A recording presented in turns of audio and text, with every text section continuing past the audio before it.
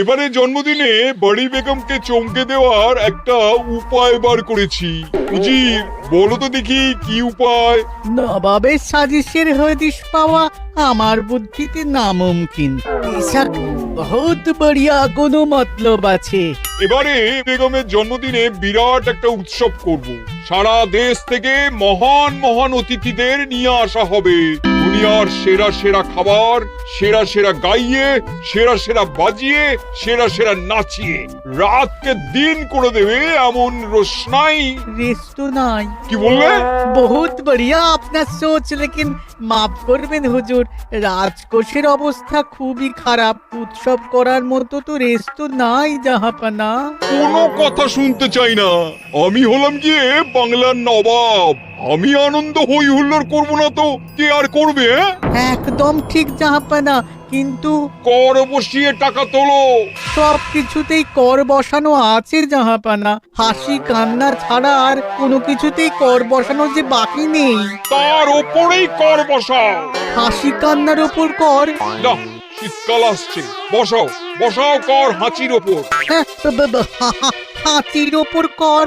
বসাও। ওরকম মুখ করে আছো কেন? যদি না পারো তো বলে দাও, আমি অন্য উজির নিয়োগ করব। আমি আজই ঘোষণা করে দিচ্ছি, এবার থেকে হাতির ওপর কর দিতে হবে। হ্যাঁ, তো জানাব, এতে প্রজারা যদি ক্ষুব্ধ হয়? আরে বাবা, প্রজাদের কাজই তো মাঝে মাঝে ক্ষুব্ধ হওয়া। তা ঠিক হুজুর। আমাকে কদর করে এমন কিছু সন্ডা আছে, তাদেরকে কাজে লাগাতে হবে। বহুত খুব জাহাপানা। তাহলে হাঁচি গোনার লোকের ব্যবস্থা করে নি। ওই সন্ডারাই হাঁচি গুনবে। ওদের স্বেচ্ছাসেবক হিসেবে নিয়োগ করো। বহুত খুব জাহাপানা। সব জায়গায় লোক পাঠাতে শুরু করো। তবে কৃষ্ণনগরে বেছে বেছে লোক পাঠাবে। আর মনে রেখো, ওখানে গোপাল আছে।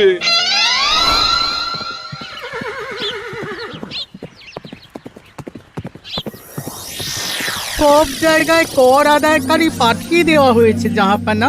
আপনার কথা মতো তাদের বলে দেওয়া হয়েছে যে আদায় হওয়া করের 10% তাদের বেতন হিসেবে দেওয়া হবে। সুতরাং কর আদায়ে কোনো ঢিলেমি হবে না। বহুত আচ্ছা, বহুত আচ্ছা।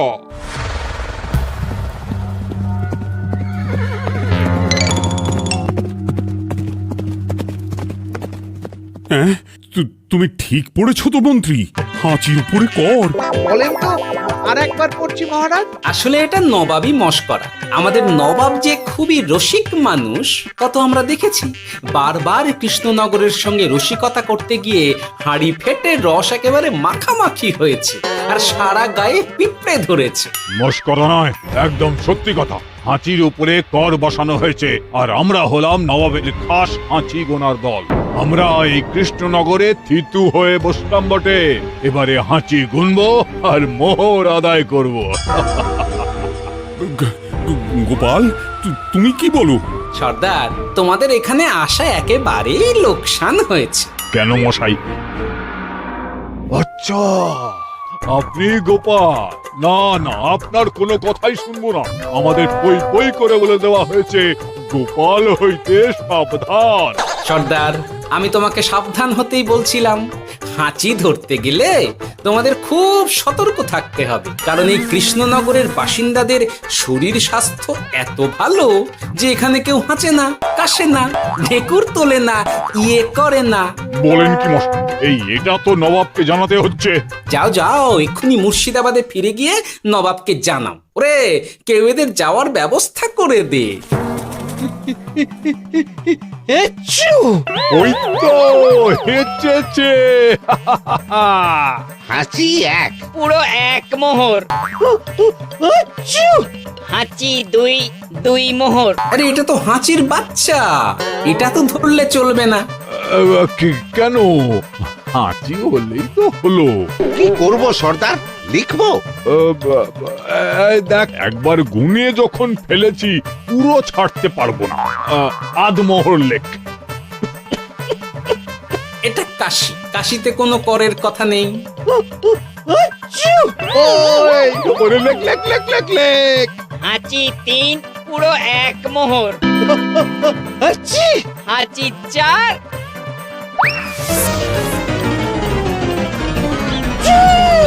হাঁচি 5, লেখো। হাঁচি 6,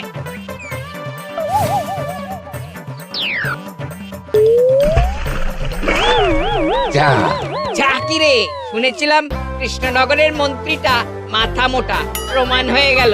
জল থেকে উঠবে যখন ঠান্ডা লেগে হাঁচি তো আরো বাড়বে। জলে বুড়ুবুড়ি উঠছে, বেটা জলের তলায় তলায় হাঁটছে। হাঁচি 7, এখনো তো ফিরলো না, বেলা গড়িয়ে দুপুর হয়ে গেল। ভাববেন না রাজামশাই, আমরা যারা যারা এখানে এসেছি সবাই ধড়িবাজ লোক। মন্ত্রীর হাঁচি নিংড়ে নিয়ে ফিরবে। ছি ছি ছি ছি ছি ছি ছি ছি ছি। কি হলো গোপাল? আমরা কৃষ্ণনগরের প্রবাদ প্রতিম আতিথেয়তার অসম্মান করেছি মহারাজ। কেন?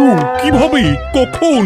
এখন মহারাজ, এখন এনারা সেই সুদূর মুর্শিদাবাদ থেকে এসেছেন, আর আমরা এতক্ষণ শুধু অন্য কথাই বলে চলেছি, এনাদের আপ্যায়নের ব্যবস্থা করিনি। তাই তো। মহারাজ, আপনি ব্যস্ত হবেন না। এই কে আছো? শোনো, এদের রাজ অতিথিশালাতে থাকার বিশেষ ব্যবস্থা করো।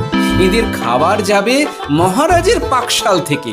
এদের সব সুবিধে অসুবিধে দেখার জন্য দাস দাসী নিযুক্ত থাকবে। চলো চলো। আরে দাঁড়াও সর্দার, হ্যাঁ বলুন। তোমাদের তো আবার গোপালের কথা শোনা বারণ। আমার ব্যবস্থায় বোধহয় তোমরা থাকবে না।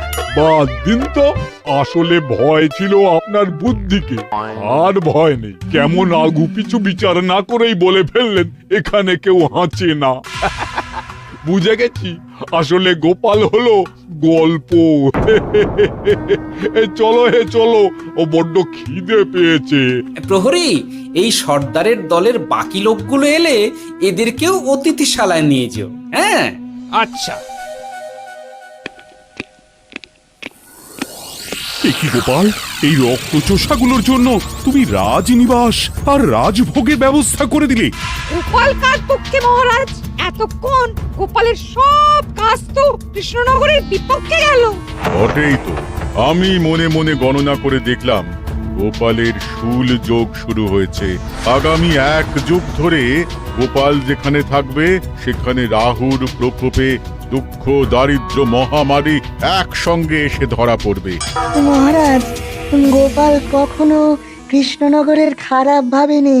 সে যখন ওই রক্তচোষাদের রাজভোগে রাখার ব্যবস্থা করেছে, তখন বুঝতে হবে এর মধ্যে একটা ঘোরতর পেঁচ আছে।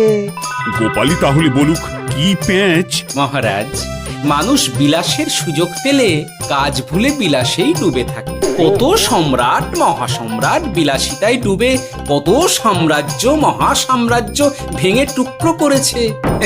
এরা তো নবাবের পাঠানো কিছু মূর্খ বালক মাত্র মহারাজ। এদের রাজভোগে ডুবিয়ে দিলে হাঁচির কথা কি এদের মনে থাকবে?